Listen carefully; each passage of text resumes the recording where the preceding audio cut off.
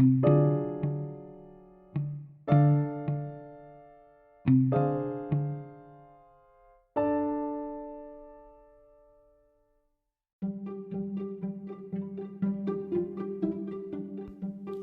and welcome to Paranormal or What podcast with me, your host, Michaela Ford. This week we've got a fantastic interview between me, Deb Singleton and Deb Hatswell. Hope you're going to enjoy it. Are you ready? Sit back, relax with that tot of something hot or that nice warm drink.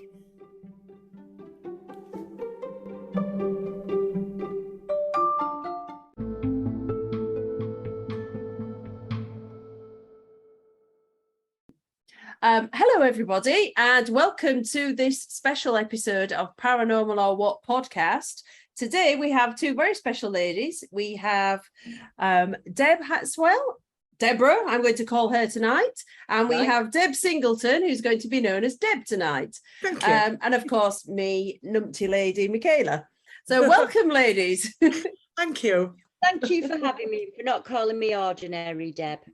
No, absolutely. Ordinary Deb, yeah. Just I can't believe anybody would be that rude to say that. It's usually Deb 1 and Deb 2. Yeah, we get that. Yeah. Well, there was a part of my primary teacher brain that was going, Deborah S and Deborah H. But I was like, no, that's through primary school. Right, Right, my parents call me Debbie Lou, so I'm glad you don't call me that. My parents actually call me Debbie Lou, like I'm. Oh, that's nice. Yeah, my grandma used to call me Deborah Jane. Oh, even when I was in lovely. my 20s. Do you know what? I'm feeling left out again because my mum didn't give me a middle name, and it's always been a source of absolute devastation for me because she said, well, so when I was little, I had before my mum got remarried, I was called Michaela Charlesworth. Right. And she said that was a long enough name for anybody, and that I didn't need a middle name. And so when inevitably we went around primary school going, what's your name? I was like, no, go on. And I've been very upset about it ever since. Oh. Do you want to know what my middle name is, Michaela? Is it Louise? Louise? No, it's Lilith. Oh, yes, of course it is. Now, that reminds me of Frasier. Yes. And wasn't Lilith something to do with the she-devil? Yes. Some people call her the Antichrist. Or the other way of looking at it is some people believe that she was Adam's first wife. Yes. Oh, yeah. And she led him astray. So then they gave him Eve, who also led him astray. So I think that's just made up by a few gentlemen. But yeah, it depends on who you ask. Lilith is either a Jezebel or she is a goddess. But, we're all things, aren't we? Each person, each being, we are all of those things encompassed. We are. Yeah. Out when you're a little kid. Deborah Lilith Crossley. Yes. And in the 70s, they used to always call you by your whole name as well, didn't they? Yeah. Right. So my the first thing is, obviously it's just going to be a bit of fun tonight, but I am very eager to find out what you two have been up to in the paranormal world since we last spoke. So any exciting stories or, dirt you can drop or new creatures you've discovered? Yeah. While I've been off, Deb, has there been an update on the lady in Moncton at all? No, I have a lady that does remote viewing in America, and she's looking into it for me. She's got all the information, and she actually said, because obviously it's a story with no ending because we don't know what happened. So I gave her the whole story, and she came back to me, and the first thing she said was, to me, that sounds like a typical dogman attack. Oh, so for the listeners, tell us what this is about, Deb. A lady in December last year rang the AA. She'd broken down on a rural road in Moncton in Ayrshire, and she rang the AA at 11:20 at night. When they came out, I don't know how long after, the car was abandoned. There was nobody there. They reported it to the police as abandoned. and that was that. On the day after, around 4 o'clock in the afternoon, the lady's body was found partially eaten in a field a mile away from the car. And they said that they thought she'd been partially eaten by badgers or foxes. So that was like, there was no follow-up to that. There's been no obituary. There's been no naming of the lady. There's been no cause of death, nothing. It's just hit a dead end. And I've dug into the internet as much as I can, because nothing about that rang true to me. You do not leave your car. You do not, if you've rung the AA, if you need to go for a wee, you have a quick wee, get back to your car. You would not leave your car and wander off a mile into a field. No. The lady, actually, she was 55 and she lived 53 miles away in Airdrie, in Scotland. So she'd obviously been visiting the area or passing through, but this ties in with 29 years prior to that. Mm-hmm. A young lady that worked on a military base in the offices had got through the security gates and she was heading to her office block. She saw what she thought was somebody who'd fallen over in front of a garage. Mm-hmm. Then when she looked again, she thought it was a dog. Then it stood up and it was a dog man. Mm-hmm. And he came towards her and he was growling and snarling. And the only way that she got away was she heard the postcart coming. And obviously that scared it off and it gave a growl and then leapt over behind this garage thing and over a fence. So that was all in the same area. So this is why when I heard this story, this didn't ring true to me. There was just something not right about the story. Yeah. And it's weird that nobody's ever said anything about it since, because I remember this now. I remember you talking about it before. Yeah. And also there's, I mean, I'm sure that you'll tell me if I'm wrong here, but when I've heard about similar stories, particularly in the USA, what I understand, and I tell me if I'm wrong, but I understand that most people have encounters with these creatures and they don't get attacked. Yeah. That it's more like the Bigfoot kind of thing where they frighten people away, but they don't attack them. Am I wrong there? No, I don't think you are wrong. I mean, luckily that's my area of things, isn't it? I think it's really hard because it's like trying to explain, like saying like everybody in the world looks like or acts like a Native American. It's what, if you meet a Native American and you get one positive experience with them, then not all of them are positive. I think what we've got going on is that with Deb in this case, as you said, they're all across the world, aren't they? And what I'm going to tell you that the police are going to do, they're going to close the case down and they're going to tell you it is no suspicious circumstances. Yeah. And they will also tell you it is not in the public interest. Yeah. One of the things I did, my skill set before I did Bigfoot, Michaela, was I actually know a lot about survival skills and Inuit, the way we did things back in the day. Each and every woman, regardless of where they are in the world, is told from a very, very early age that if you break down in a car, you stay with that car. It is the safest place to be. If you have to leave it, you head for lights. So I get on my map and I'm looking at Moncton and I'm thinking, the coast, the lights are at 10 to 2 for me. If I'm stood at 6:30, the lights and the area you should be heading for is at 10 to 2. This lady took off at 10:02. Yeah, in fields. So I'm thinking, right, what's the weather like? It's only 8 degrees. Pleasant walk with your dog. So why has she gotten out of the car and why has she gone in the complete opposite direction? And I think most of us would agree we would get out of the car and we would walk the road in the hopes of a passing vehicle. Yeah, she did none of that. So what we could be dealing with is something that isn't a dog man at all.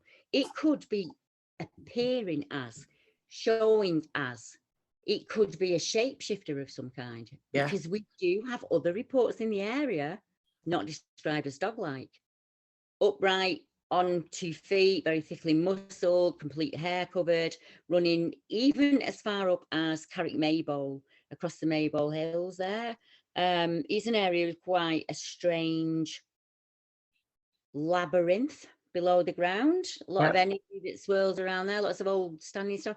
What if what people are seeing, what if it's something that's drawing you out of the car, that's maybe presenting as a sick child or a light and you're thinking, he's the police, and you get out. Yeah. A woman around and get out of a car in the middle of the night with a pack of dogs, whether you're in America, France, England. I've worked on cases all across the world. Every single time, why they got out of the car? Yeah. What has persuaded them? If it was freezing cold, Michaela, you'd stay in the car and put the heater on. Yeah. If it were raining, you'd stay in the car and stay drive. Yeah. What enticing them out? Could it be a man that's dragged her out of the car and dragged her across the field? What do you think? Well, possibly. I think you've got to weigh that in. I think they've looked at the bite marks, though, haven't they, Deb, and the predation, definitely. Yeah, definitely, yeah. Animal predation, which is incredibly rare in the UK. Strange thing is, I actually have a case like that, Michaela, that was reported to me by a police officer. Other side of the world, in Yorkshire, they found a man that they've been looking for who's, I don't know what they call it, when be on the lookout, everybody's out looking and searching for him. Yeah, all points bulleted or something, isn't it? Yeah. Oh, yeah. And they do it. Yeah, they find him in a wooded area in not far from Hell's Monswick, and he's been predated upon. So the police have to leave some officers at the scene to protect the scene, because it's a public area. It's where you'd walk your dogs. So it gets to about 8 p.m, probably, I think with February, so quite dusky dark by that time. Female officers lets out a scream. Male officer runs across. She said something incredibly dark and muscular came running at her, and it had red eyes. Yeah. Oh, there's nothing physical of this world that would give you a red eye shine. Yeah. Even torch, no matter what light you put on it. Maybe if it was a photograph, but not a natural light. So what did she see? How did she, being a police officer, if she'd have stuck to a gun, she probably would have lost her job. Yeah. Yeah. And so these people, have they been predated upon before death or after? Do we know? We don't know, because they're not releasing any autopsy reports or anything. You're just getting cases I'm working on. I mean, I don't want to jump on Deb. I want Deb to come back in a sec. But they do actually merge with some of the things I'm working on at the minute, where no suspicious circumstances. They're just getting rid of cases by just stamping it on. Yeah, I agree with that. They won't let you know. It's all, this Moncton case has been so hushed up. I actually even joined the Moncton group to see if anybody was talking about it. There's nothing at all. You'd think for a big event like that, if somebody was found like that where I live, it would be plastered everywhere. Yeah. Not a thing. Yeah, I agree. All the men would be out looking, wouldn't they? Women would be out, they'll be out walking fields. Yeah, not a thing. I don't live in a similar situation, so, but I would imagine, because the back of my house is just greenbelt, just miles and miles. If I broke down at Par Bottom or something like that, I'd head flights. If I had to walk the road, if I knew that I was going to be there all night and I didn't have enough heat to keep warm, I'd walk the road hoping that I'd see another light, and I'd follow the lights. I think, so I've just got to get to one door, enter, and I can phone 999. Yeah. It was the way that the police almost just not hushed it up. It was more of an annoyance. Yeah. An inconvenience. Like it was kind of battered away almost. Yeah, that's the feeling I got from it. Did you, Deb? Yeah, I did, yeah.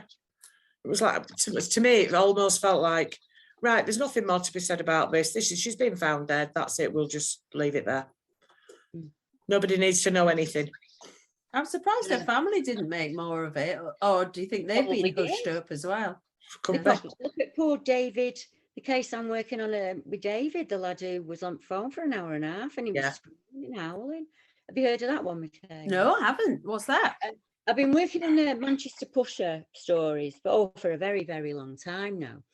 And one of them is a young chap called David, not from the area, he's visiting the area with friends. And he suddenly disappears out of the club. He phones mum and dad, and they can hear screaming and howling in the background. You can't get any sense out of him whatsoever. So mum's got him on mobile phone, and she phones 999 on the house phone. And she explains to the lady what's going on, and they put the two phones together so that 999 can record the call. Yeah. And obviously she's speaking, and nobody can make any sense out of him whatsoever. And he completely vanishes, he disappears. But for an hour and a half there on the phone, he's screaming, and you can hear howling in the background. So they did find him. It took them a number of days to find him. And the police said that they searched the area. It's a dock, so they're actually on the Manchester Ship Canal. They'd searched the area thoroughly, and there was no suspicious circumstances whatsoever. When asked for the tape, as you know, every single 999 call that comes in the UK is taped. Yeah. This one wasn't. That it didn't work that night for some reason. Only on that call, out the whole of Greater Manchester Police. 6 weeks later, his uncle goes down there to lay flowers, and they find his phone. How did the police search the area if the boy's phone was still there? Oh my goodness. Yeah.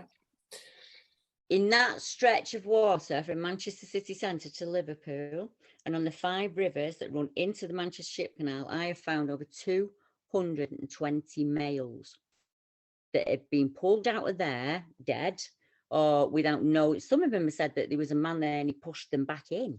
Yeah. They got out and pushed them back in. I don't think it's one serial killer. I think we've got a lot of things going on. Oh, So one of the cases I'm working on, it absolutely shocked me. It really, really did.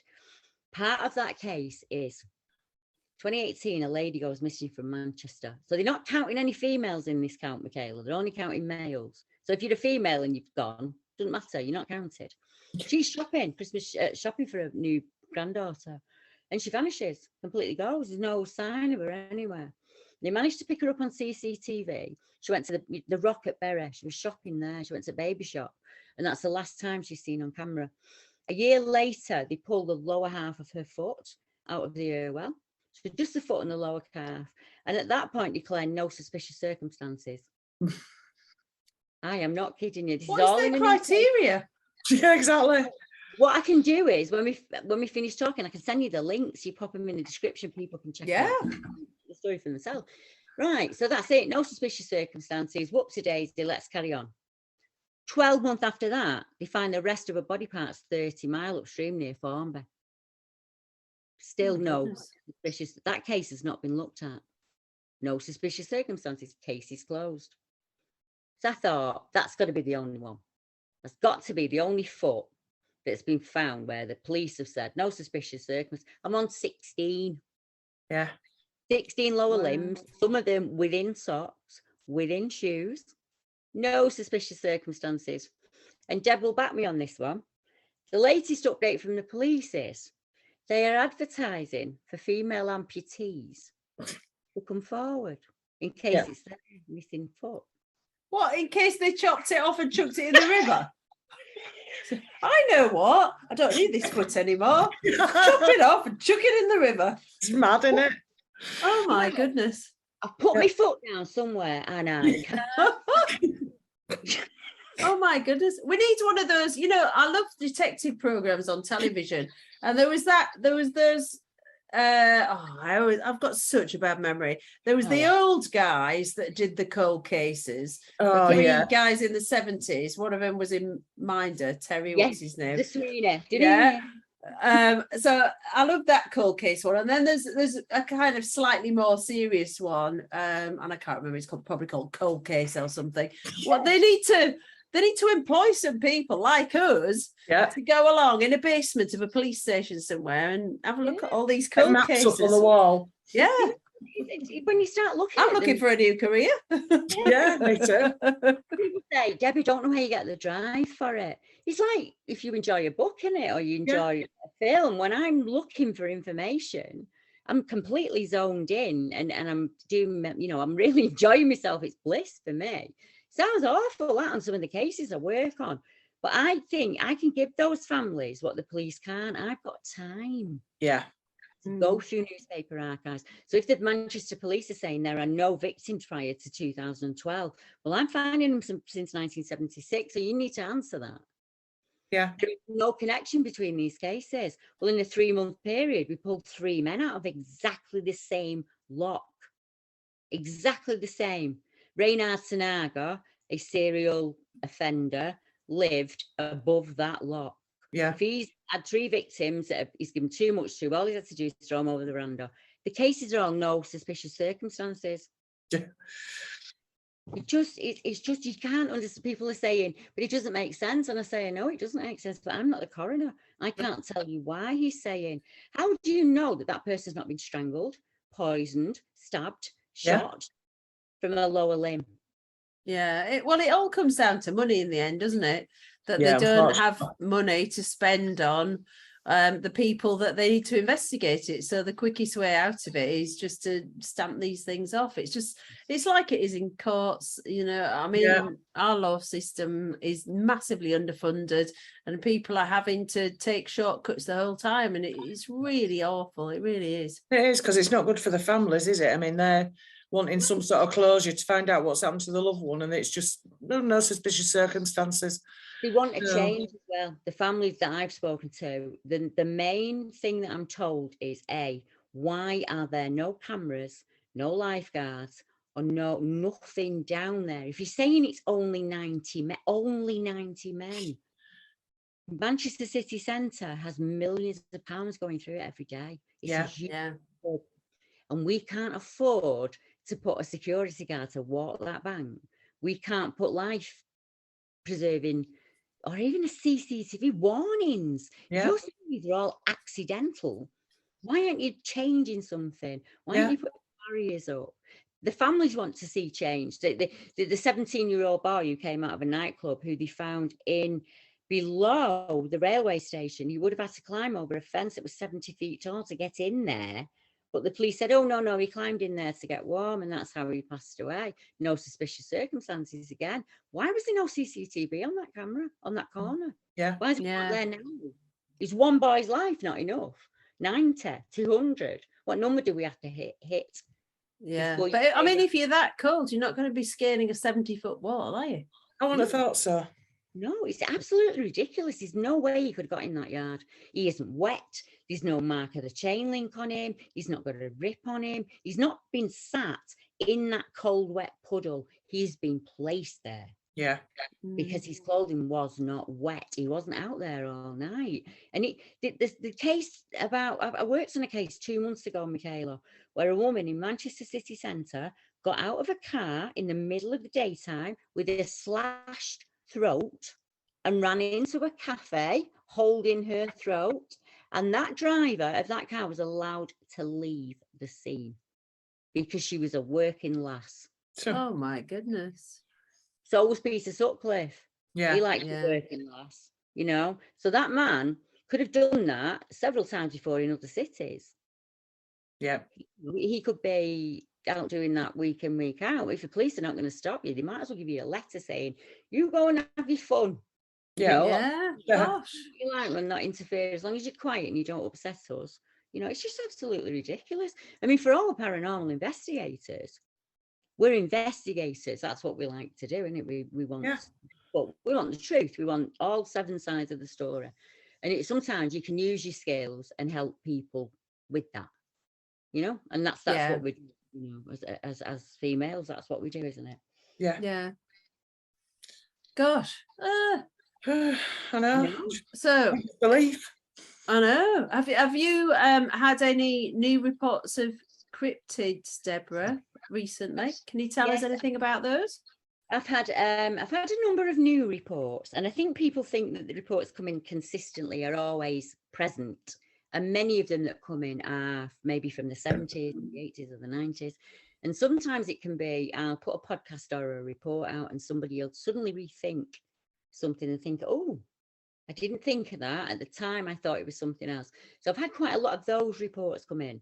And they're really good because they're kind of getting us to one area. What I try and look for in a cryptid report, I want to be hearing howls or screams or running feet, you know, or people making reports. So one of them that's coming is Baggeridge Country Park, and that's in the Midlands. It's in the Black Country for anyone who's not familiar with it. Very first case I get is several years ago in the early 2000s. And it is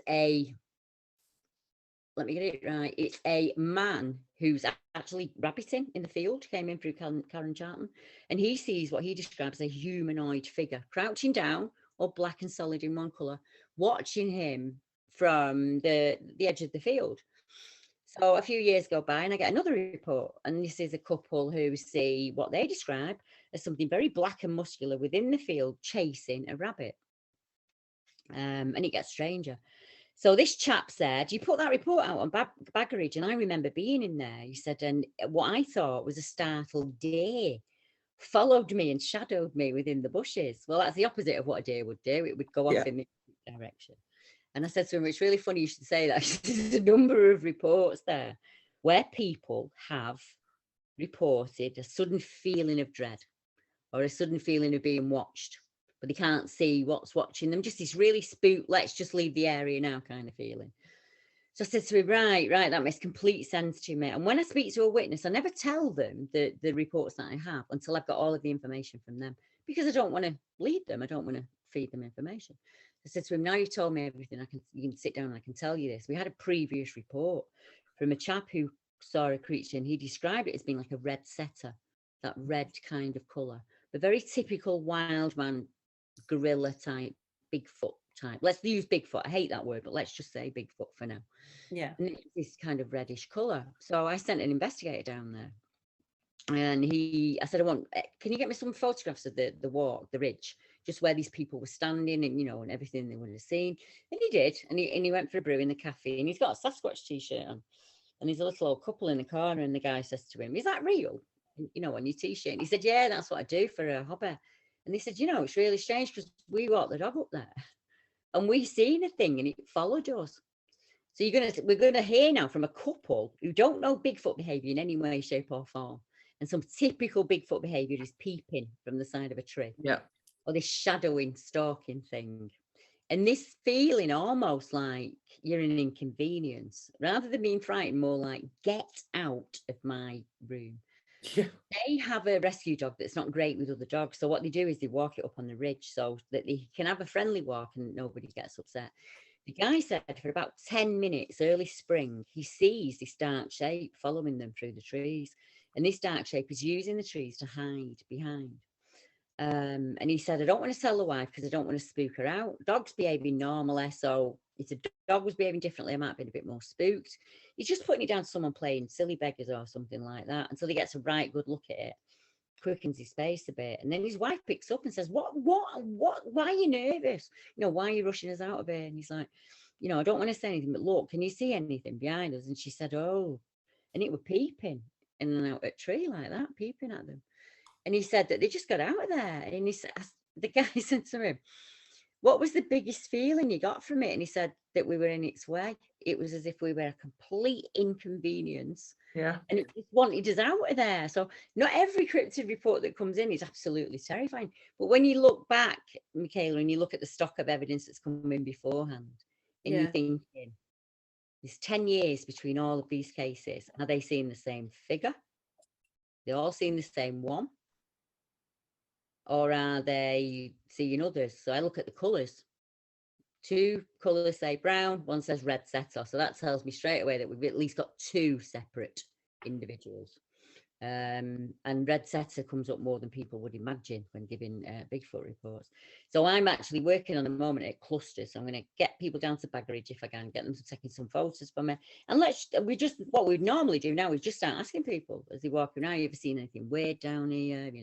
Notes, because I guarantee you there will be, and it will come out, there will be a UFO report, and I'll probably find there are a few paranormal reports. And I'm really starting to believe that it's the area that's important rather than the actual sighting, if you get what I mean. Yeah.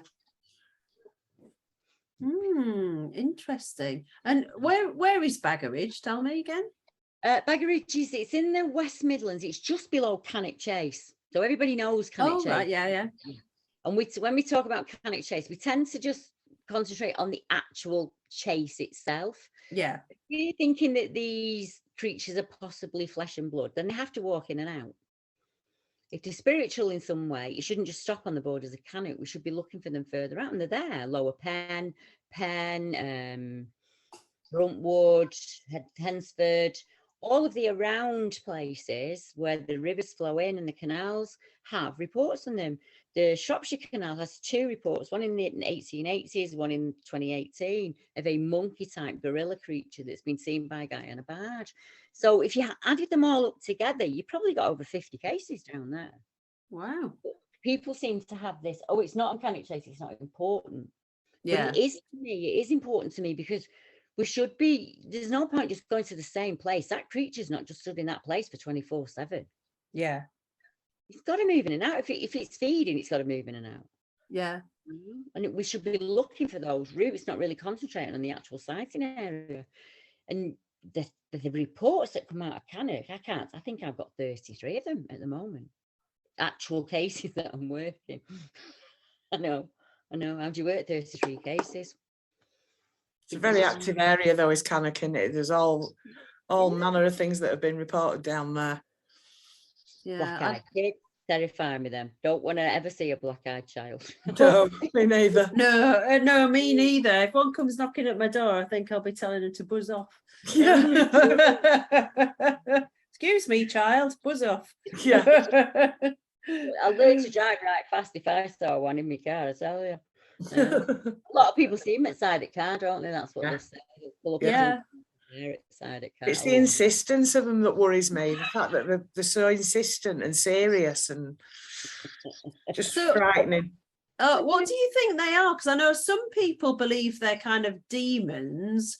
Some people believe they're types of aliens. What do you think, Debs? Do you have this one, Deb? You know mine. I just don't know. I don't. To be honest, I don't know. It's been reported that when they've been harassing somebody at the door to try and get in the house, and the person at the door finds that there's something a bit odd and they don't want to let them in, they'll do this interaction for 5 minutes. Please let us in. Please let us in. No, you're not coming in. And a car will sometimes turn up and they'll go and get in the car and go. Now, to me, that's not spiritual. No, that's not. I really don't know. But then other times they walk off, and when somebody looks, they've gone completely. So it just leaves you more questions. It seems a bit more Men in Blacky to me. Yeah, it does me, yeah. I've never taken a report of a black-eyed child, so I have no knowledge on it at all. It's not something that's in my wheelhouse. No. But like with all things, in it, my motto is, until I sit down with it and it tells me what it is, I never say, because I don't know, do I? I think some things, a lot of things I think we could put down to jinn, the shape-shifting, what will appear in a way that will either entice you. You think, oh, look at that poor Victorian child, I need to go over there. And and it all turns into a demon kind of thing. But if it's unfair, but if it shows itself in a way that it's the best possible way to, if it was when I had my experience at 15, if that was about feeding on fear, then it got a banquet, because that fear is still there, and I'm 55, you know. But there's been times in my life when I've drawn on that experience and it's given me extra strength. I wouldn't be doing what I do now if I hadn't had that experience. So, and people say, well, what was he, Deb? And I say, well, I don't know. He didn't tell me what he was. He looked at me, terrified me, and I ran away. I was 15. You know, now it may possibly be different, but I don't know until it happens. Yeah. You know, I say that now I'd sit there and I'd get a right good look at him and, you know, and all of this. I'd love to be hypnotized so I can go back to that day and not feel that fear and just look at him and weigh him up, really. Yeah. Was he so monstrous? Was he as monstrous as I imagined at the time? And obviously I wasn't alone. The other lass was with me. And when I talked to her about it, she just calls him the gorilla man. So for her, he was a flesh and blood. He was a man that was half a gorilla. That's how she processed it. And for me, he was a monster. I've always called him the ape monster, because that's what he was. Yeah. He was monster. Have you ever thought about doing regression? I'm reading a book at the moment. I don't know if you've ever heard of it. It's called The Search for Bridie Murphy. And it's a book about past life regression. And I often listen to lots of other podcasts if I can. And one that I listened to last week was actually Yvette Fielding's podcast. Yes. And it was on hypnotism on age regression, and not necessarily past life, but because some hypnotists regress people down through their childhood. And some will take them over into past lives, and that's what I'm really interested in. I'd love to do it one day when I've got a few £100. But have you ever considered being hypnotized back to that moment? We have. Deb's done the course. She's just got to finish it. Actually, we realised it was a stopgap, isn't it, Deb? Yeah. Is it, like you say, not all regression is about past life or past trauma. Sometimes if you can get a witness to just really relax, they can start to, I think they find it easier, some find it easier to share what's actually happened, because you're almost saying, right, give me your fear and I'll hold it here for a while. And you just talk about what's happened in a comfortable environment where you're comfortable. I wish somebody had offered me that back in the day. I would definitely be hypnotized to go back to the day, but more importantly, I want to go back to when I was a child, to that bedroom and those things that I saw.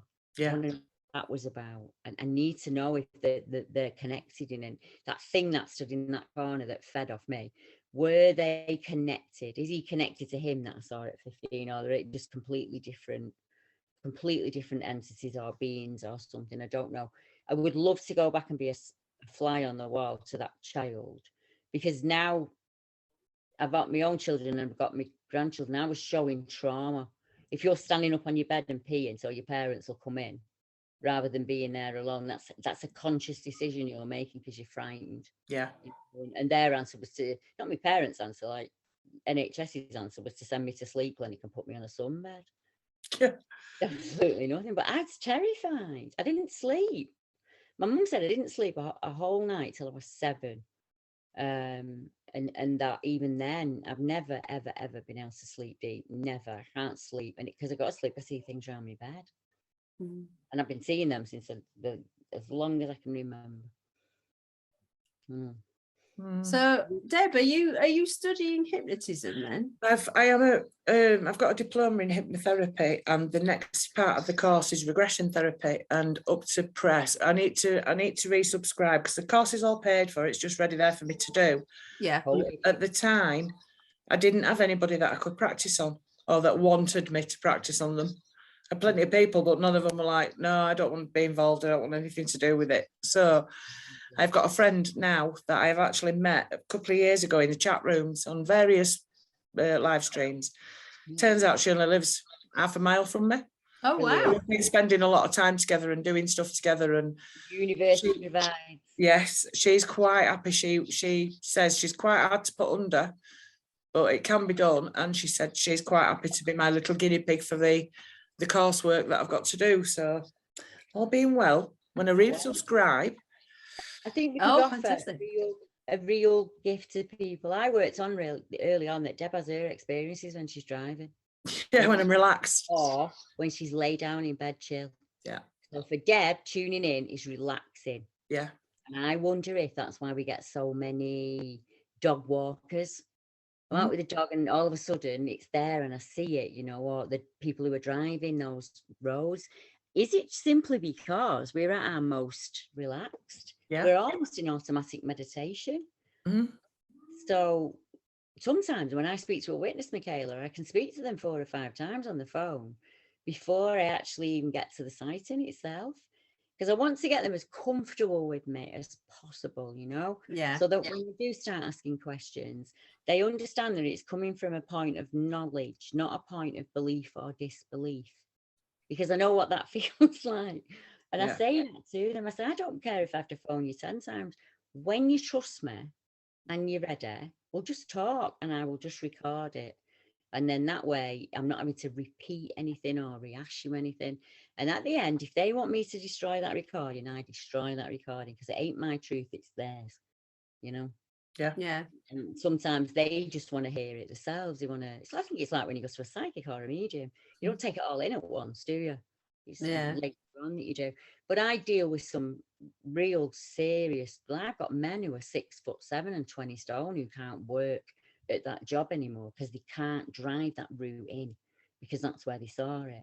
I've got serving police officers, people in the army, taxi drivers. I know it sounds frivolous to some, but if you're driving at 2 o'clock in the morning on a road, between Blackpool and Kirkham, real country road, and you see something run out one side of a bush, go over your car and into the other, who do you want to talk to about it?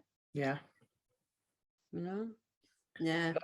I'd like to do more of that. Me and Deb would like to do more of that. And obviously, Michaela, we'd love you to jump on as well. Let's just get people talking, and just even sometimes putting them in touch with another witness. So that other witnesses, I know exactly what you mean. I get the eye roll and I explain why I won't particularly walk in a particular wood, or why I'm not great after. I'm great, mate, till it goes dark, and then I'm not great because I think he's behind every bloody tree. You know, I'm waiting for a twig to snap. You put me on hill, I'll ride all day long till it goes dusk, and then I'm going Yeah. home. I just can't, still can't do it. I can do it sat in car with him because I'm sat in car with him. I've got the dog Yeah. with me.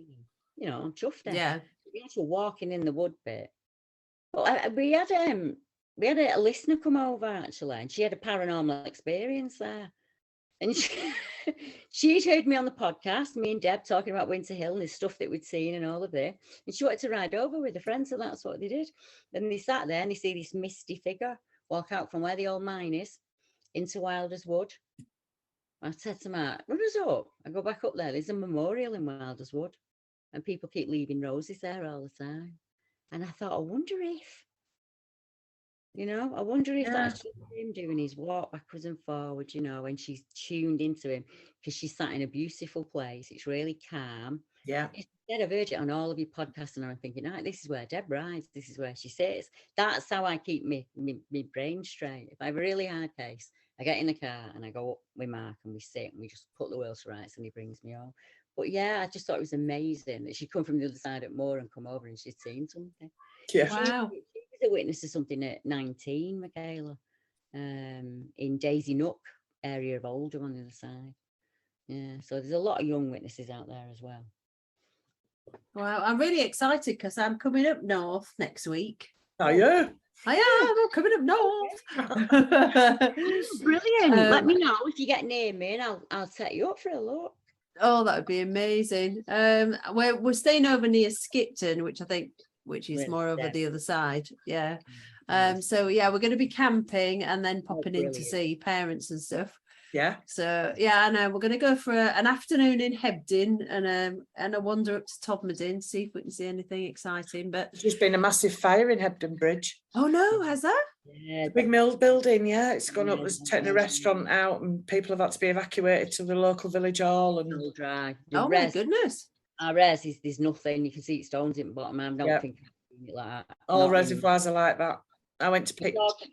Talking about areas where Mark as a teenager would jump in from a Yeah. bridge, it was that deep, and now you can see stones at the bottom. Yeah, you Oh can. my goodness. It's unbelievable. The moat is so dry, and we are still seeing people up there with barbecues and just Yeah.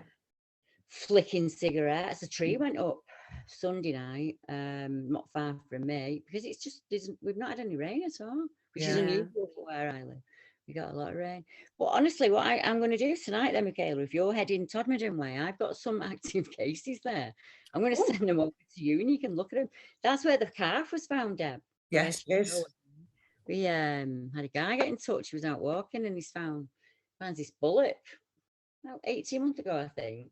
Typical laser cuts to the jaw, laser cuts the eyes out, nothing predating on it whatsoever. Yeah. Just flat in the field. There's not a piece of blood. There's no crime scene. It looked like it had been dropped from above. Yeah. And normally with a bullock of that age, the farmer he'd be able to claim money, he would. That it stayed out there just till it rotted away. Nothing predated on it. Gosh, it is weird that, isn't it? Yeah. I had a look and I put it out there and this guy said to me, I was near there and it was about 12:30 at night, walking dog. He said, next thing I come to, it's an hour and a half away and I'm a mile away on dam. And he's got a ball bearing or something in the back of his neck that he didn't have before that incident happened. Oh my goodness. I couldn't get anyone to go out and investigate it. I got into everyone that I could think of that was, an expert in the UFO field. They wanted the story, they wanted the photographs, but they didn't want to go out and do the research. So it was, I think Lee Nicholson did it for me in the end because he had a genuine interest. Yeah. He was like, I'll go over for you, Deb. And I was like, oh, thank you. And he did it really, really precise forensic look at the car for me and the case. But it just struck me as strange that a case, we're so used to cases now, that in the same town that Alan Godfrey, the police officer, saw. I'm hoping to get hold of him because he's on my Messenger Facebook feed. Don't forget, we've got Admin Zadamski as well. He disappeared. Same area. Found him again 6 weeks later on top of a coal heap. Not a mark on him, in a pristine white shirt, clean shaven, full on suit that he didn't leave the house on, clean shirt. burns to the back of his neck and his head, and a gel-like substance that has never been known to man, and is still not known to man on his clothing. And this is the end. I couldn't get anyone to go out and investigate that. Oh my goodness. And I lived there at the time. If I'd known you, Yeah, I would have done it. That's exactly It was before right. social media. Michaela's stalking along with her magnifying glass. That's what we need. We need people who are out there who just have a genuine interest. You go, I'll go. Because they've got that inquiring mind. They're going to look at that. If they're not looking at that from a place where they're jaded and they can't be bothered going out because it's raining, I want that young blood. I want that person who's in the 60s and thinks, I do a better job of that than me, than them. You get out there, you find me what you can, and email me, and I work backwards and forwards with you on it. We had someone in chat the other night saying, I can't get out, Deb, I'm housebound. So when I can get out, I'll help. I said, get online, get researching online for me. Yeah. There's going to be stories out there in newspapers, in local groups, in the church paper, where people have reported a ghost or a UFO. Get onto them, message them. Let's get their stories and build up a picture of the area. Same for me. If Michaela does a story and you're really interested in it, drop her an email. Yeah. You know, because she'll say, right, can you get out there for me? Can you take a photograph of me? Can you get online and look at library and see if you can find any strange stories from the area? I think people like to be useful, and they all have to, don't they, Deb? Yeah, they do, yeah. Yeah, definitely. Yeah, I've been messaging Alan Godfrey because I said, oh, I'm coming up next week. Is there any chance I could do an interview with you? But I don't know if he's away or something. I haven't been able to get hold of him yet. So Alan, if you're listening, yes. can I come and have a cup of tea with you next week? It's like that for everybody. He's been quite funny at the moment, as Alan. And you know, we were talking about cover-ups and things. 4 other police officers have reported seeing a craft in Yorkshire. Oh, wow. Why don't we know their stories? We only know Alan's, and that's because he was ridiculed. Yep. On every TV show they could get him in every newspaper, because when they ridicule it, people laugh about it. It's no longer real. Yeah, definitely. Put the little green alien on there. Have you ever read Tony Dodd's book? No. I think I did a long time ago. Tony Dodd was another policeman from the same area who had a very, very similar experience, and he wrote a book, which I've got upstairs. Can't remember the name of it now, but it was such a similar experience, and he ended up having lots and lots of contact with what he considered to be beings from other places. And he goes into great detail about it. It's a fascinating read, actually. And you can get it from I don't think it's on Amazon anymore, but you can get it from the big secondhand bookshops, you know, like Abe Books. And it's definitely worth reading. But it just really struck me because it was somewhere again around the Todmorden area, and I don't know whether him and Alan Godfrey knew each other. I think they did professionally. They were in similar police force, I think. There was a farm down there called, I always get the name of the road wrong.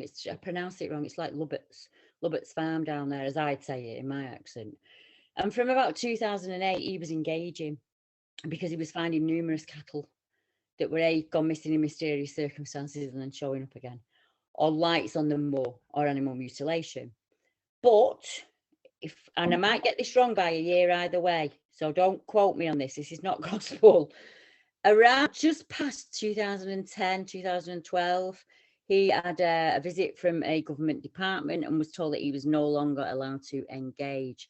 When I had a look at the distance, I thought, I think that's possibly the same farm. So maybe it's still just continued, but it hasn't been reported. And fortunately for me, that somebody who knows me and my cases wanted you to just having a Sunday walk up there. And that's what he was doing. He was going up to Shepherd Rest. He was going to have a walk. And he just said, Deb, I found this really weird calf in a field. Do you want to get me take some photos for you? And I said, oh, if you don't mind, mark it on map for me and take me as many pictures from every angle that you can, you know.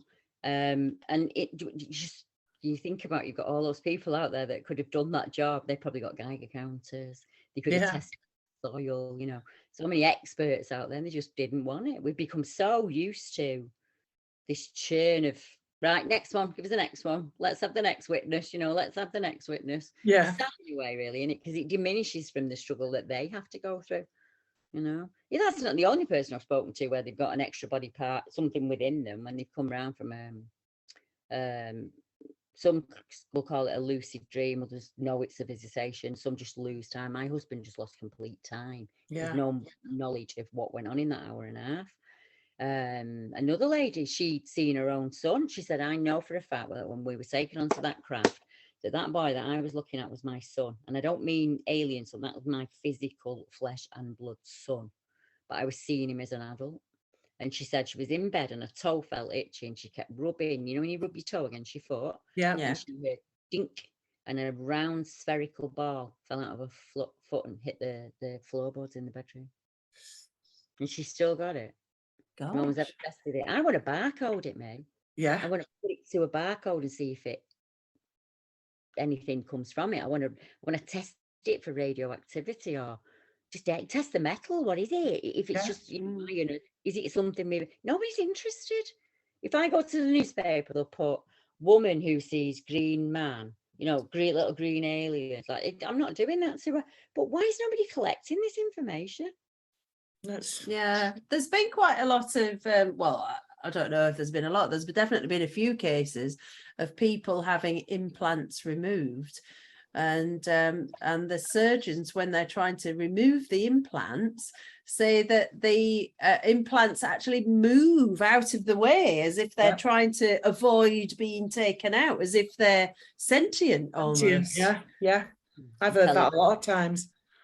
Deb's way better on alien and UFO stuff than me. She knows it far better than I. I won't say I'm an expert, but yeah. No, but I only know it from Mark, don't I? It wasn't something I never studied. It just didn't, for some strange reasons, aliens make me really angry and I don't know why. Yeah. So I don't bother with them. I just don't read the books on them or anything like that. And he wouldn't talk to me about it. I mean, I'd married a man that's had trauma over his incident for 20 odd years. Yeah. Probably longer if he was 21. He's about to be 50. And the two of his friends, all of them turned to drink. It was that traumatic for them. And some of them didn't make it. And the ones that did make it out, it's rare that they'll talk about it. But when they do, it's like they're right back there. Yeah. So it was so hard for me to get Mark to share it with me. And this, I do that for a living. And I couldn't get my own husband to open up because of that missing hour and a half. They all just with the walking down, and each one of them loses memory at different parts of the walk, but they all come to at the same time on top of that barrow. It's an old barrow, head to head in the cross, in the shape of a cross, big white light above them. And Mark said they didn't sit up. He said we all just opened our eyes at the same time, and it just did this maneuver that was absolutely impossible, like a fly would do, like an almost angular zigzaggy. Yes, like left, right, and it shot off to Winter Hill. Well, where we live is directly between Jodrell Bank and Winter Hill. It's on that path.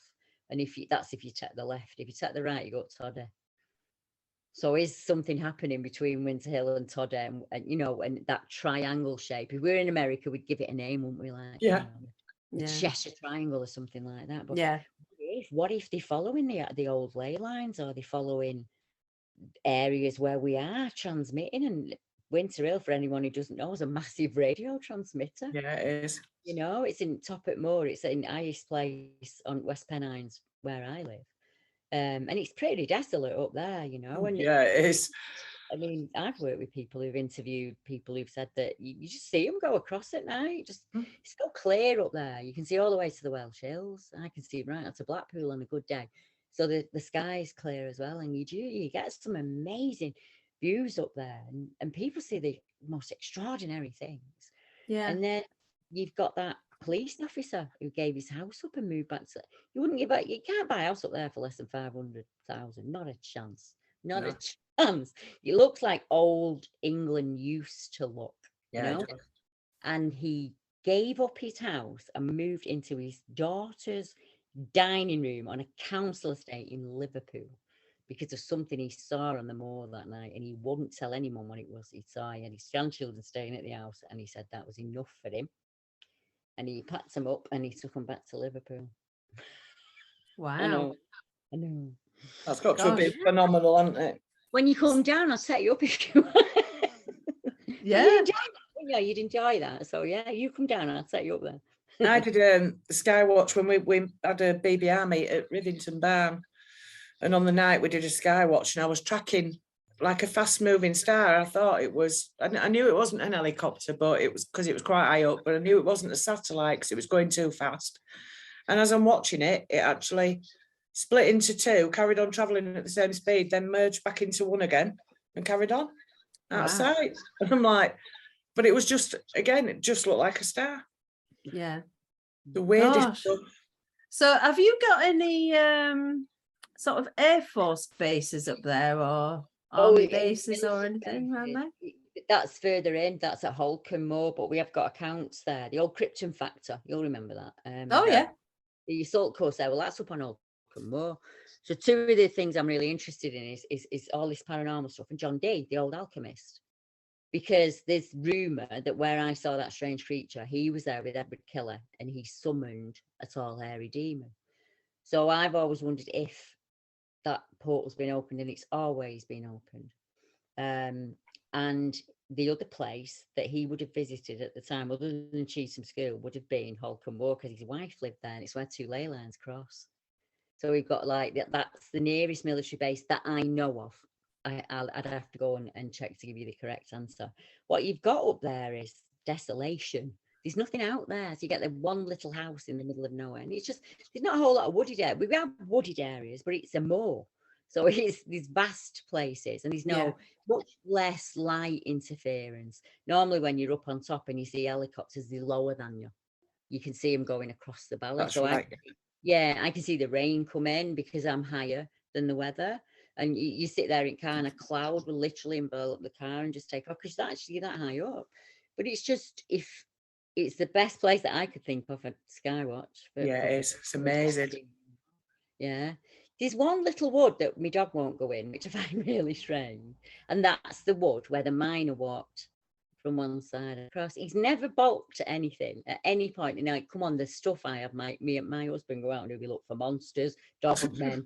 No, all right, don't bother. He'll let me walk. He will not go in there. Not the top end. If I take him in bottom gate and I stick at bottom end, he's fine.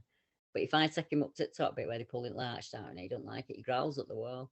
Yeah. And I like that, so I get back in the Right, that's good enough for me. I have to when I'm riding, and honestly, when I'm riding, I do that. Like, I don't like the energy at all. I don't know what it is about that little bit, but I think a lot of sad things have happened there, and unfortunately, over time, that's become negative. You know, people have seen something that's frightened them, and that's kind of fed into it. But you can understand that if you're out in the middle of nowhere and it's really, really dark and all the lights are down below you. We have reports up there of dogs that have helped people down in bad weather, snowy weather, where they've actually just appeared out of nowhere, these black dogs, and they've helped people down. Oh, wow. Yeah, and all of them said, like, it wouldn't let me stroke it. It stayed at the same distance with me at all points of time. And if we were slower, it would sit and it would wait. And it just took them down to safety, and off it went, kind of thing. So there's some really nice stories from that, the moor, but people tend to concentrate on the creeper. Yeah. Yeah. Well, that's humans for you, isn't it? Yeah. Right, what I'm going to do now is we're going to play. Well, I'd say play a little game. It's not a game. It's just an interesting thing. Well, I think it's interesting. So just play along. Okay. So it's called "Are They Real? What Are They?" So I'm going to mention either a type of cryptid or a type of entity. I've got a list of about 8 or 9. I don't know if we'll get through them all, but the first thing I want to know from each one of you is if you think they're real, and then if you think they're real, what do you think they are? Okay. Right. Now, I've put some in here that I know you've got opinions on, and I've got some in here that I don't know that if you've got an opinion on them. So let's just see. We'll just see how we roll, shall we? Yeah, go for it. Right. So first of all, Dogman / werewolf. Are they real? And if so, what are they? Let's go to Deb first. Ooh, now I don't know. You see, I'm still on the fence with this. We're going to have the same answer, aren't we? I am starting to think that they are real, but I don't think they're what we think they are. Yeah, I would agree. I think they're coming from somewhere else and they're engineered. Ooh. Because I'm in a particular spot where I see the reports come in, that enables me to look at descriptions, behaviour, any patterns that form. And I would say that there are 3 particular types. I'm not saying variants, none of that. I'm just saying from what physical description wise, we have the typical Hammer House of Horror, ears on top of head, tail, dog feet, dog hands. I think that they are not real. I think that's something else presenting. I think that's a negative being in some way. Then we have the wolf-headed men. So we're talking complete hairy body, but with a wolf or dog-like face. Now, I'm with Deb on this one. I think that they can possibly be both. I think they get interdimensional in some way, and that they can come within our realm and out of our realm. Yeah. And then we have what I would class as a hybrid or an engineer, so a human cross. We get these reports where they describe them as almost super soldier-like. Yep. The weaponized hands, no mention of paws, feet, incredibly muscular, can go in and out, so you almost stealth. So imagine the film Predator. Yep. So what we're describing here is it will see at one point, you will see it as like a weaponized dog-like soldier, let's give it that word, and then next thing it can vanish, but you know it's running because the bushes are moving and you can hear it, right? So people say, I don't know what was worse, Deb, seeing it or not being able to see it, because you can't fight an invisible foe. You can't flee from something if you don't know where it is with you. I think the majority of those cases are on Ministry of Defence land. Yeah. And you can call me a crackpot if you like, but I think that some of them may be, and it's gone on for a very, very long time, some of them basically harvesting humans. I don't know any other way to put it than that. And I think that ties into all of the missing in the woodlands, all the cases we talked about earlier on, where they just, lady in Moncton, she just got out of the car and wandered for half a minute down the road and just suddenly popped her clogs, and those dog bites on her were just a fox. Don't worry about it. Go home and watch Corrie. Don't believe that at all. I believe that there are kill teams out there, and I've got spoken to witnesses where men in military armour have followed a creature downhill as if they were hunting it. Ferryman is a typical one in Ireland, where an actual what looked like a kill team followed it down the hill. Did they release it? I don't know. Were they trying to catch it? I don't know. But that was more flesh and blood than anything, I think, is what I'm trying to say. So I think we've got interdimensional thing, like a djinn, that will scare the crap out of you. I think we've got something that will move between the two. And I think we've got something that's been genetically modified. And knows what, but what a horrifying thought. Yes, it is. Gosh, yeah. Oh, I don't like that. Right, swiftly on to the next one. Right, the next one. Now, ghosts. Now, when I'm saying are they real, I'm sort of saying, because I know it's such a massive subject. Ghosts, are they dead people, the spirits of dead people? What do you think they are? Do you think ghosts exist? Okay, let's go to Deborah first. For me, that's a really easy question for me. I think everything is energy at source. We are all energy at source. And when we pass on, we return to source. So I do believe in ghosts. I do believe that people see them. I believe that people interact with them, and they hear them. Some people choose to cross over and never, ever come back. And other people choose to use their energies to stay on that side. So for me, yeah, I do, because everything is energy at source. Okay, Deb? I'd say, yeah, I agree. I believe they exist. I believe that loved ones can come back. And I think my view on ghosts is, like Deb says, they go back to source. But I think when they're particularly drawn to a place or a person, then they can manifest how that person would have known them. Or they can manifest doing the things that they used to do in the place that they're haunting.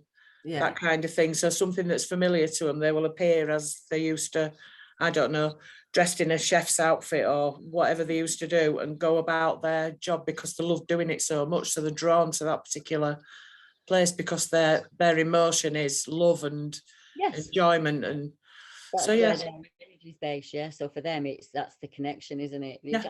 I just believe it. I promised my grandson I'll come back and visit him when I go. Yeah. Oh, not yet though.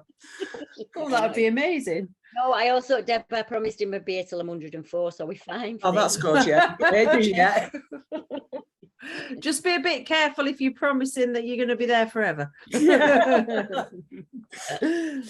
Now, I think I know the answers to this one now, and I am so I'm not going to say Bigfoot because I think that's more of an American and maybe other parts of the world type cryptid. I'm going to say wild man. So are wild men real, and what are they? So let's start with Deb this time. I think that's a bit like Dogman. I think some of them can appear to us and they're not real. They're not, they kind of manifest themselves. But I think there are some that are flesh and blood. Maybe not so many in this country, but yeah. And I really don't know why they're here. I presume it's an ancient thing. I believe that they are in all areas of the world because I haven't spoken to in a country yet where I've not met somebody who's not seen them. I've seen very physical, corporeal flesh and blood action, footprints, hair, all of that. But I've also taken reports where that witness has seen them in an energy form or they're presented in a different way. I believe, my personal belief, Bigfoot, as we call him, or the wild man, is some kind of archaic human, a brother or a cousin to us. And those abilities that they have, we also had them back then, and I think they kept them alive. We now see it as magical, like you would see a chameleon would. The first person who saw a chameleon change colour probably thought that was a magical animal. Yeah. What's being reported, I just don't think we understand it. I don't think we know enough yet to be trying to say what they are. I really don't. But for me, what I saw that day looked more like Heidelbergensis or Heidelbergaster. Just, it wasn't hairy enough. You always see Heidelbergaster. How they tell on a fossil record whether it had hair or not on the body. But it always shows it in you as naked. And what I saw was completely hair covered. But I searched for a very long time for a caveman that was still alive to this day. So yeah, for me they're real, and I think they're an archaic human. Yeah, I was talking to somebody recently on an interview, and he thought that they were from the and you'll know more about this than me because I haven't researched it too much. Australopithecine. Yes, Australia. Yeah, it is. There are many hominids that walk the earth at the same time. I think I'll probably get the number wrong, but I think quoted is probably about 20 hominids that worked the world at one time. Some of them came from Central Asia. Some of them Heidelbergensis is from this part of the world, like Neanderthalis. What if those interbred? Because obviously we did interbreed, or we wouldn't be modern man that we are today. Yeah. We're not. So what if there is a strain of them that were out there that just don't have anything to do with humankind? They just don't want anything to do with us whatsoever. Michaela, they're far more suited to this planet than we are. Yeah. You know, when you think about it, they don't need a house. They don't need a coat. They just completely... Were they here before us? I think probably. I think we're a bit... I think we've adapted to be a bit useless, to be honest. Yeah, we have.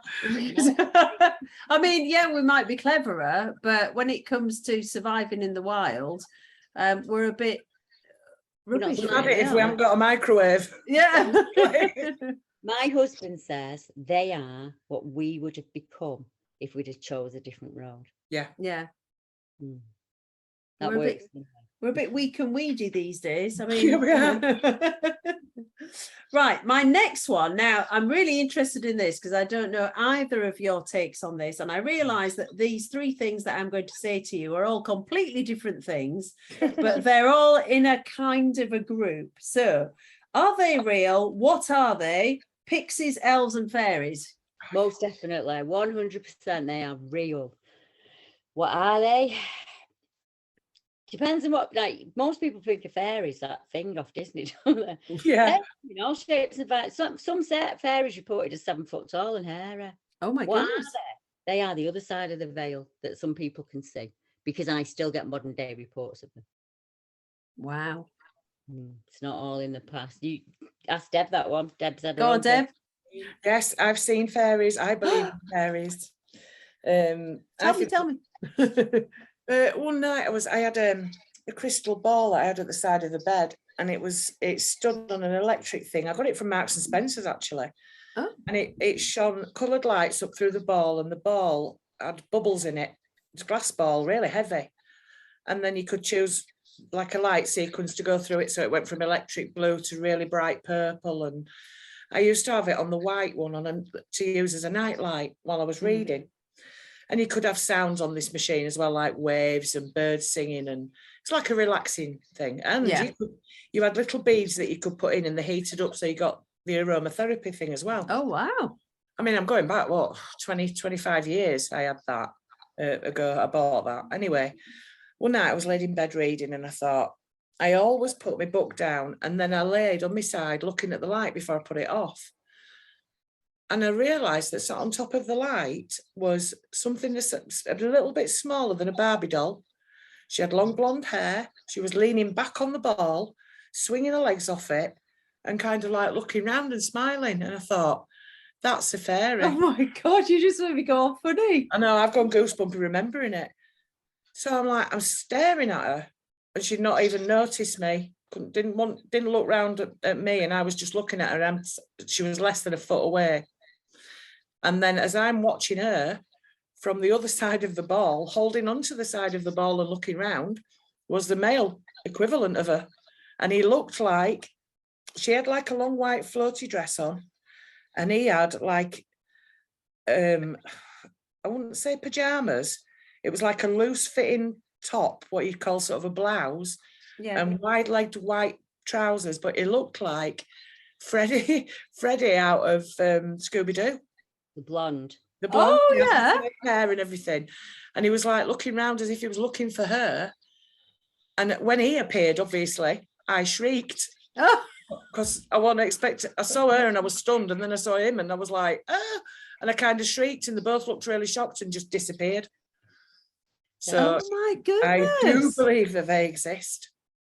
I've taken a report from a lady who, I always think this question when you're talking to a witness, would this person's evidence be good enough in court? Would I think that they'd be a feasible witness to put in court? So if you've been raised in Ireland and you are incredibly religious and you've never told a lie in your life, and you get to your 80s and you defiantly stick to the story that the reason you had the car crash that day was not because you were female and you were a silly driver, it was because 4 little men ran out in the road in front of you and you swerved and you hit the wall.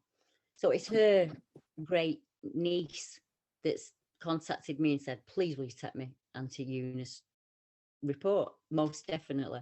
She said she's never swore, she's never touched a drop, you know, she's just one of those very pious women, but she's adamant that that's what she saw that day. And I said, what was your, tell me again, what was the name?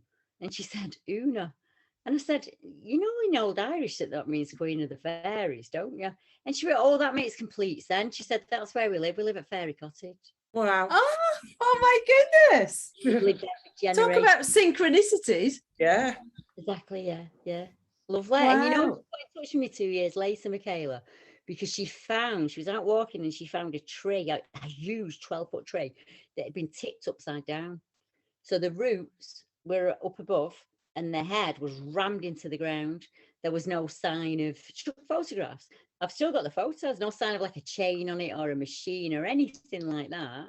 It's this upturned tree, which I would call a fairy gate. The Bigfooters think it's to do with Bigfoot. For me, that you're on fairy land. So you need little sweet treats and things like that around the tree. Yeah.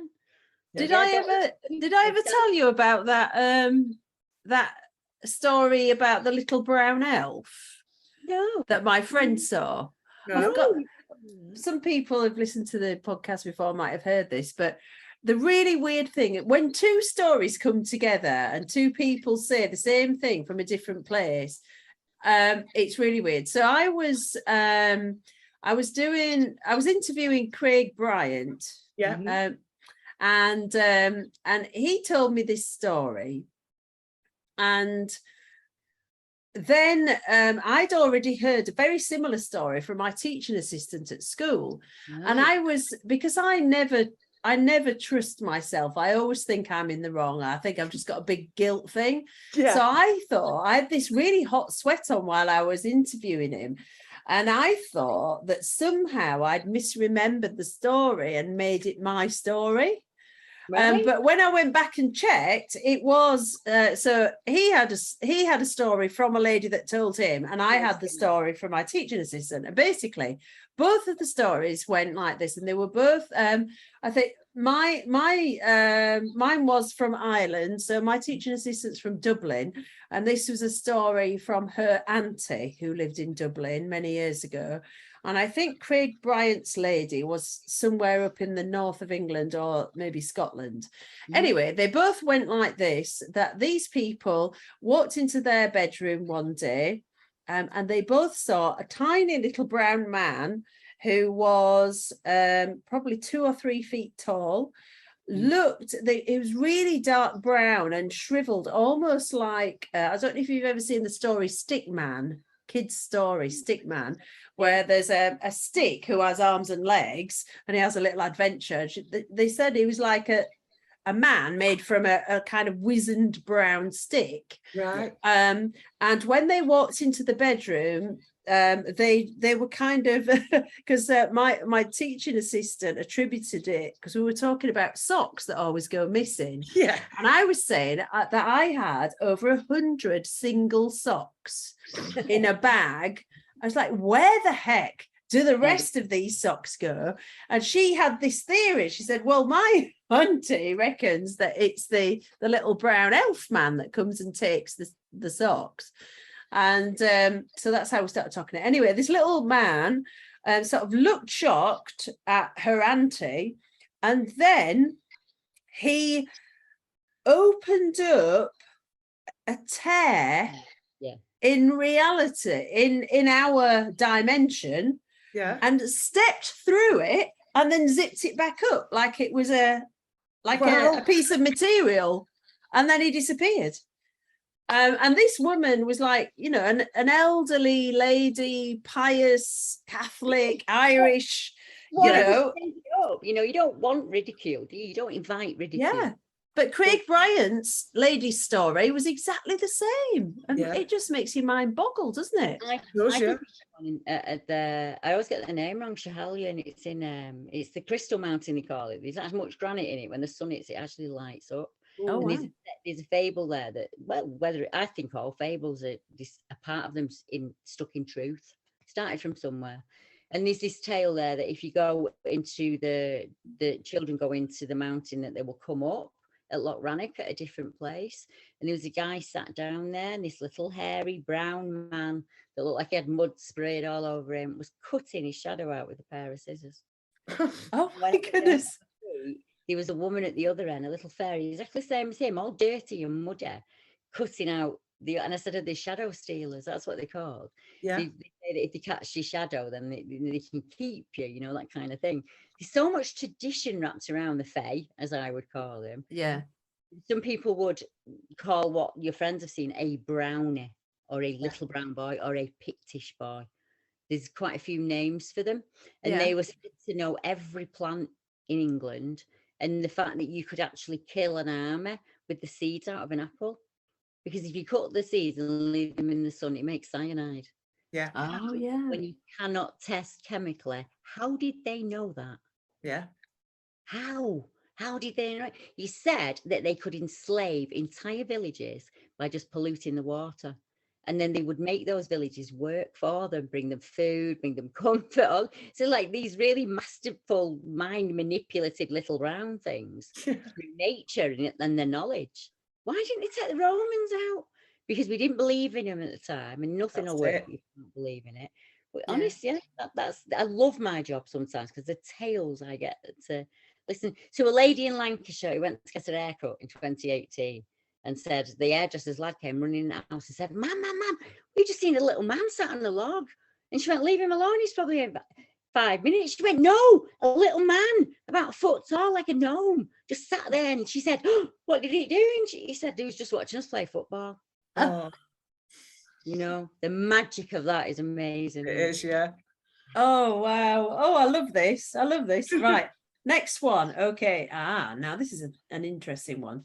So, are they real? And if so, what are they? Shadow men or women figures? Deb. Oh, that's me. That's you. Right. For the purposes of today. That's me, yeah. Yes, I do believe they're real. I actually apologise to them. I lived in Bradford at the time, and I'm used to, my husband gets up at stupid o'clock to go to work, so I'm used to creeping about in the dark. So put everything off downstairs, went up to the loo, come into the bathroom door, I pulled the bathroom door open, and just as I did that, I thought, I haven't hung my dressing gown up on the back of the door. So as I pulled the door open, there was, do you remember Morph off? Yes, yeah. Tony Hart. Yeah. It was like that, the same height as me, that shape, but jet black, stood in front of me on the landing, right at the other side of the bathroom door. As I pulled the door open and saw it, I went, oh, sorry, and shut the door. And then thought, what the bloody hell am I doing? I opened the door again, and obviously it had gone. But it wasn't wearing a hat, it wasn't, but it was what I would call a shadow person. Wow. I have no idea whether they're spirit entities, or I don't really know a lot about them. All I know is that I apologise to them and everybody thinks it's really funny. Yeah. It's quite funny that your first kind of thing that you go to is, oh, I'm ever sorry. Hang on, this is my house. What are they doing there? I know, yeah, mad, but yeah. It's triggering for me. I'm going to be honest, the shadow talk thing, because I've seen them my entire life. And what did Deb described, I see, you know, when you see Spider-Man and he has that complete morph suit on. Yeah. You see him sat down sometimes almost in that crouch. Well, I see that at the side of my bed, and it's like a dark, smoky, blacky, brown energy. Yeah. And for my entire life, I've called it my night terrors. Yeah. So if you put light on and I'm asleep, I will wake up screaming like an absolute lunatic. I can wake up fighting, I'll be kicking out, I'll be strangling. Every doctor I've ever been to has told me it's in my head and I just need to get more sleep and it won't happen. For the first time ever, and only Deb knows this, I've never told anybody else this but Deb. Last month, my dog stared at that door. When I'm out cold, Michaela, right? Completely out cold. So my husband, all I'll know is I'm either come to fighting and screaming, or I have an episode and then I go back to sleep. So next day he'll say to me, you all right? And I go, yeah, why? And he'll go, you had a bit of an episode last night. So I didn't feel right. So when I got up in the morning, I felt really, really bad. And I goes downstairs and he says to me, Debbie, you're all right? And I went, yeah, why? And he went, oh, what a night. And I said, I don't know, I don't remember. He said, I was flat out asleep and the dog keeps on bed with us. I'm going to get a bit stutter here because I'm a bit frightened. Dogs lay on bed with us and Mark says, the next thing he's up, he's on point and he's staring at the door and he's low growling. And he's low growling for 20 minutes. He said, and I'm looking at you and you're not stirring. And I'm thinking, is he thinking it's a robber? Is someone mooching about at the back? What's this dog picking up on? He went, the next thing, the dog charged at the door. Now, you know how disabled I am. I'm out of the bed and I'm throwing things at the door. Get away from me. Don't you touch me. But me dog joined in. Yeah. How can it be in here and I only need a tablet to take it away if my dog knew that was outside my door for 20 minutes? Yeah. Yeah. Gosh. I'm still processing that. I've done everything I can to distract myself from it, but I haven't had a night terror since. Wow. Not a one. But anything else I would have said, oh, it's just psychological, it's this, it's that. It cannot be. It just cannot be. Because I've even said to Deb, I'm going to take myself asleep. Yeah. I'm going to take myself all night just to see if is it something physical that's setting me off? Because it's what say to me, oh, it's the pain, Deb. Because you're not coping with pain levels. That's what's waking you up. Because sometimes it feels like it's not paralysis. It never holds me down to the bed like sleep paralysis. it holds my feet and it squeezes until they hurt. Like really, really hurts my bones and stuff. And it's like, I'm not frightened of it. I'm so angry. Yeah. I'm frightened of it happening. Yes. I mean, it's only ever been once when Mark woke up and I was trying to climb out the window. Oh dear. And in my head, something had picked me up off the bed and it was carrying me to safety. But I was trying to climb out the second story window. Mm. And that frightens me. That really, really frightens me. So it's like, normally I'd climb up at this point with Deb and I'd just say, I've got to get going. Yeah. And I did, that's what I did to Deb. As you asked the question, I was like, Deb, I've got to go. Yeah. I find it easy to talk to you, Michaela. I struggle with that still. For 50 odd, I'm a very erudite woman, I would say. I run an international business, you know, from my bed most days. I spoke to probably over 5,000 people who've experienced or witnessed something that's absolutely terrifying.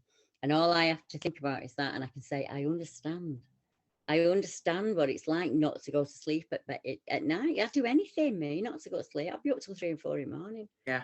Can't sleep when it's dark. But I remember that as a child. I remember watching that windowsill because I knew when that sun went down past that windowsill that it were all going to start. And I just think it's all connected. I think it's been going on since birth. My dad suffered with it. My dad told me everything when he was passing away, and everything he told me was exactly the same what I put with the pain in the feet, the thing around your bed, this fighting. It made my mum had to have separate rooms, not because they were not happily married, but she'd woke up in the night and my dad would have her around the neck. Or he'd trying, and it wasn't my mum, it was whatever that night terror was. He was fighting, you know, and he was a big muscular man. I'm only a lass. I've had Mark pinned down in the bed. I've hit him, I've kicked him, I've bit him. And he said, I have no knowledge that I'm doing it. I'm completely out. There's nothing there, no recognition. And I can go straight back to sleep and not remember it the next day. Have you any idea what you think it might be, or absolutely no idea? I still even don't. People say stuff to me like, what if he's there to help you, Deb? And I say, well, why would he terrorise me? Yeah. And they say, that might just be PTSD. It might be just the actual seeing him that triggers you. And I think, well, he's never done out to help me that I can think of. I've even tried looking at it in a positive like that, because there was one experience and nobody ever believed me. The night before I had peritonitis, when they found out I had that infection on it, I'm in bed and I see him again. I wake up and I see him again. And for the first time ever, he's got this weird symbol on him. He's always just, so you can see me looking for him, can't you? That's red. Yeah. Always there. I smudge that corner. It don't matter what I do. Move my bed. It's always there. So I'm thinking, right, how can I, what's this thing on him? He was really dark brown and he had this shape on him all over. And I'm screaming at him and he's just there. And it's like he's sucking something out of me, blowing something into me. There was like brown between me and him. Went to the hospital with Mark in the morning. I was going for a diabetic eye check. It was absolutely fine. Not a pain, not a nothing. Sat in chair and I'm thinking, oh, I don't feel right. Just don't feel right at all. Goes home. Mark puts me to bed. Next thing, I'm crawling around in the bed. I was and I'm on a lot of pain meds. So for me to be feeling them on them pain meds, I'm in pain. Yeah. They took me to hospital. They said I had peritonitis, I had sepsis, and my appendix had been leaking for months. Oh gosh. And if he hadn't caught it at the time, I would have died. You know, I was really sick, sickest I've ever been, ever been. Was he putting it in me? Was he trying to take it out of me? I don't know. I just don't know. All I have an image of it, that almost like an umbilical cord of smoke going between us, and I was trying to break it. That's all I could think of, was just detach him from me, because I hate him so much. I hate him, you know. And there's been times where I've said, like, you do this to me and I will rip your soul from your body. It's just, he just makes me rage. And I just think, back to your earlier question, do I want to be hypnotized? Oh God, yeah. Where did that start? Yeah. I mean, it's almost, do you know any mediums that you would trust? I know some people don't really have much truck with them, but I was just wondering if it's like a family attachment or something. Is there anybody who could sense that and help you to try and work through it? I can sense him in the same way that I can sense other beings. So for all I hate him and he makes me rage, what I know from him, I can use to help other people. So when I go into someone's house and they've got an attachment or something like that, it's just right, I know what to do about that. I know exactly what to do in that situation. That's my wheelhouse. Has he been training me my entire life? Situations that happen around me, Michaela, and I can be completely calm. Completely calm. I break it down into a minuscule of problems and then I work the way through them. I learned as a child to take myself away from that fear.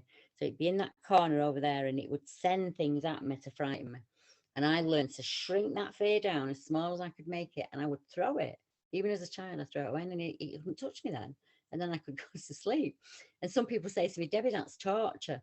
And other people say to me, that's something teaching you how to collect energy and throw it, Deb. Yeah. I don't know. I don't know what he is. Yeah. But my dog, for the first time ever, I wasn't on my own. My dog knew he was there. How? Yeah. How is that even bloody possible? You know? Yeah. It's amazing, though. It's quite incredible. Yeah. One day I'll write it down and I'll probably share it with more people. But right now I'm just trying to process it. You know, Yeah. I'm thinking, do you know what my hope is at the moment? And it's never mattered because I've lived in a million houses. But when I go to the new house, it'll be a new bedroom. Yeah. And you might not be, this is ridiculous, but you might not be able to find me there. You know, just in my head, I'm thinking, when I move, it'll calm down. I've done that. I remember being a kid, Michaela, and my mum were pregnant with my sister, and I was so overjoyed that we were moving to a different place because I thought it was the flat. I thought it was my bedroom that the flat were causing. I was so excited for that first night, and there he was again, and it was just like, oh, I was so angry as a child. Yeah. Yeah. My mum calls it me rage. My dad had me rage. But you say a family thing. I reckon my dad was clearly tuned in, very, very clearly tuned into the other side. Would see, communicate, and think. And my mum would talk about astral travel to us when we were children, like it was absolutely nothing. If she had an argument, she needs to get away from someone, she'd go and lie down on the bed, and she could fly to Alaska. She could go where she wanted in her head. It was completely natural for her. I so want to do that. I've only ever done it once. Yeah. I've got a book about it. Yeah, I have. Yeah, my daughter's exactly the same. And my mum stopped it and my daughter stopped it for the same reason. They both had experiences when they couldn't get back in. Yeah, that's what worries me about it. That is frightening because you can get kind of sort of taken away, can't you? Yeah. I tell you what, I'm listening to I'm researching because I'm going to write a children's book about to do with aliens and things like that. Yeah. You what, sorry? I'd have loved that if somebody had wrote a book from a standpoint, a teacher that would understand what I was saying, and they would go, look, that'd have been everything for me. That was all I needed. I really want to do that. So I'm doing some research, and my research so far has taken me to a very unusual place. And I'm currently listening to an audiobook, which is the autobiography of Nikola Tesla. Yeah. Energy, all energy. Oh my goodness. The things that man did and saw, and he didn't call it astral travel, but the way that he describes it is absolutely that when he was sort of unhappy in his life, he would lay down and he would think about where he wanted to go, and he would go, and he had friends, he said, all over the world that meant as much to him as the people he knew in real life. And it was just, I mean, even it just made me shiver again. It's just, I mean, what an incredible man. I haven't really known much about him before, but the more that I'm researching him, the more incredible, not only unbelievably intelligent, but the other side to him, the spiritual, not religious, but spiritual side is just phenomenal. Phenomenal. I call it the sense of self. Like we all have it, don't we? You know when your children are ill, you know when your partner's upset at you, or you can walk in on your boss and think, yeah. We all have those clues that we pick up on, and the more you use them, the better you get with them. You know, just think it's a natural ability for us humans, and we don't rejoice the word. We don't do it enough. We want to know if that man is a man of science. We should be listening to his otherworldly experiences. Yes. He's a man of science. So if you will take him as a witness on a stand when it talks about science, why will you not accept him as a witness understand when he talks about other things. Yeah, exactly. Yeah. Yeah. Jack I know. Parser helped make rockets for NASA. He searched his entire life for a way to open a portal to the other side because of the things that he's seen. And he's Yeah. a scientist, you know. So we should be celebrating the weird in everybody. We should, yeah. And Tesla believed that many of his inventions came from beings from other places than Earth. And the telling thing was that when he died, all of his papers, his office, his belongings, all his research was seized by the American military. Yep. I didn't know that. Oh yeah. All disappeared. Yeah. You can imagine the secrets that are out there in a lockbox that we can't see, because when we empower us, they can't control us anymore, can they? If we knew that that was a possibility and each and every human put 150% into that, what a species we would be. I know. The things that he was researching were things that would be free for us to use. Yeah, that's the sadness of it all, isn't it? You know, it's so easy for us. We should. That's why I always say to people, just ask as many questions as you can, because we've got resources that they haven't. I work with a spirit in Yorkshire, and the feeling I got off her the most was that she was not jealous in a bad way, but she wanted me to know how bloody privileged I was, even as a working class girl. Yeah. In the 17th century, she could not choose her hairstyle, how she dressed, how she walked, what she learned, how far her education would go. She wanted me to understand just how bloody privileged I was. Yeah. And that's what I took away from the thing. And she wanted a story out there, because they said that she was pregnant, and that must have been awful for a Quaker girl in a teen at that day and age. And that's what she wanted out there, that she hadn't done that and she had been attacked.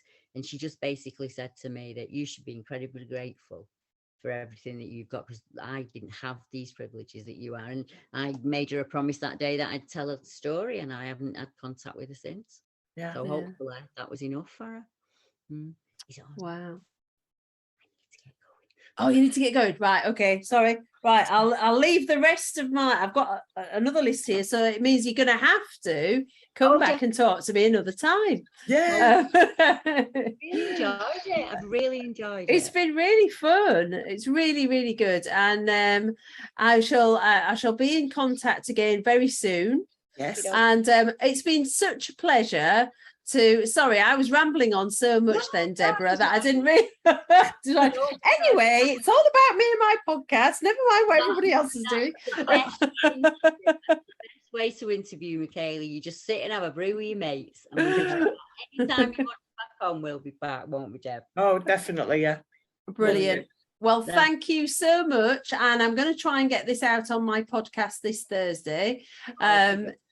And I shall be in touch again soon about carrying on this conversation. And thank you very much again to Deborah Hatswell and Deb Singleton, Debs and me. Good night, everyone. Take care. See you soon. Bye. Bye.